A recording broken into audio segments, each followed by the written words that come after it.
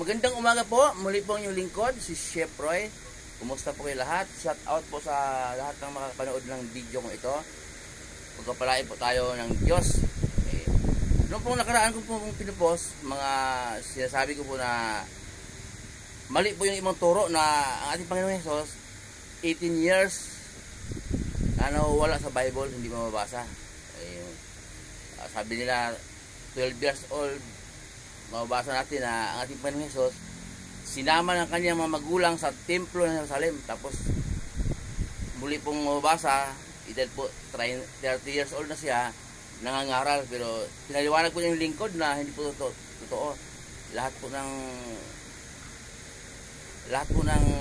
mula noong pinanganak ang ating Panginoon Jesus hanggang sa umakyat sa langit, lahat po mababasa.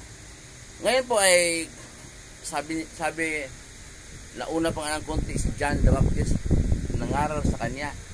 O totoo po yun. Ito po, basahin pa yung lingkod, pakinggan po ninyo sa Mateo 3, umpisahan po sa 1 hanggang 2. O, ganito po ang sinasabi sa Mateo 3, 1 hanggang 2. Nang mga panahong iyon, dumating si Juan na tagapagbautismo sa ilang ng Juda at nagsimulang mangaral. Ganito ang kanyang sinasabi: magsisi kayo at talikuran ang inyong mga kasalanan, sapagkat malapit nang dumating ang kaharian ng langit. Okay po.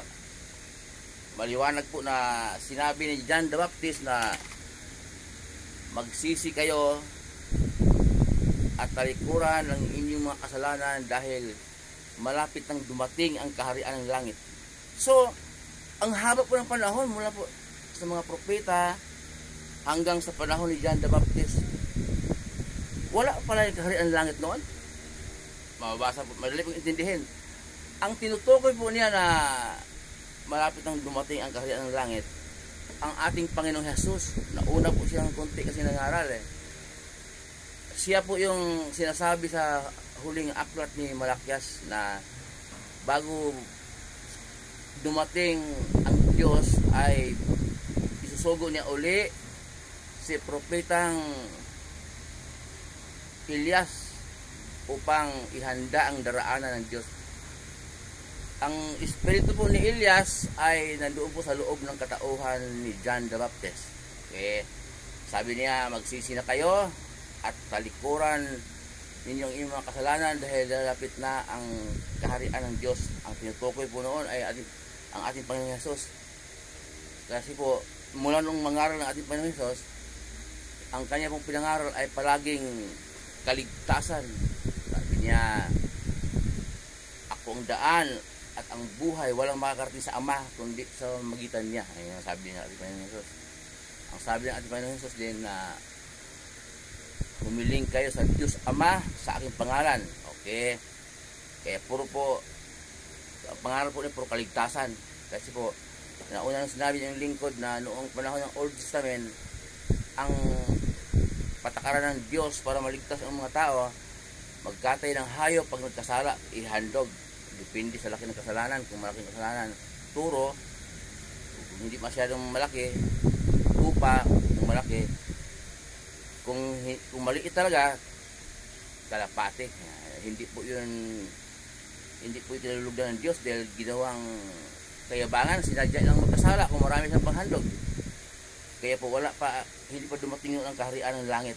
Maliwanag po sa mababasa, binasa yung lingkod sa talata ng Mateo 3, 1 hanggang 2, sinabi John the Baptist, magsisi na kayo at talikuran ang inyong mga kasalanan dahil malapit nang dumating ang kaharian ng langit.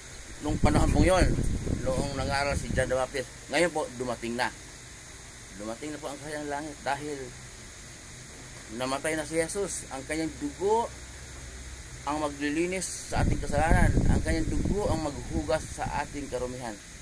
Kapag sumasampalataya po tayo sa ating Panginoon Jesus, na siya ang magliligtas sa atin, at siya ang dugo niya maghugas sa ating kasalanan, hindi lang po patawarin ng Diyos Ama ang ating kasalanan, kundi kalimutan pa ng Diyos.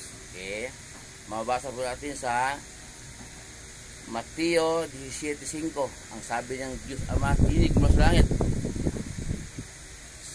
Ito ang minamahal kong anak na lubos kong kinalulugdan. Pakinggan ninyo siya. Malinaw po yun. Kaya, ang turo ng ating Panginoong Hesus ng ating pakinggan, ipamumuhay po araw-araw.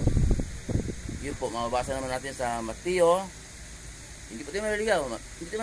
Mateo, bago magpahayag, aklat ni Judas. Yun po ang lahat na yun, mga turo ng ating Panginoong Hesus. Para po, kasi po, dumating na ngayon. Dahil, ang ating Panginoong Hesus, umakit sa langit namatay na, muling nabuhay, umakit sa langit, kaya dumating na po ang kaharian ng langit. Pwede na pong maligtas. Gaya ng sinabi ni John the Baptist, magsisi na kayo talikuran ng inyong kasalanan dahil malapit na. Nung panahon niya, malapit na ang kaharian ng langit. Pero nga sa ating ngayong panahon, nandiyan na, dumating na. Muli po yung lingkod, si Chef Roy. Ingatan kayo ng Diyos, pagpapalain tayo ng Diyos, kasamahan kayo ng Diyos kahit saan po kayo pupunta. Sa mga trabaho pinasukan po ninyo, mga negosyo, kahit anong pinagkikitaan po ninyo ayon sa kalooban ng Diyos.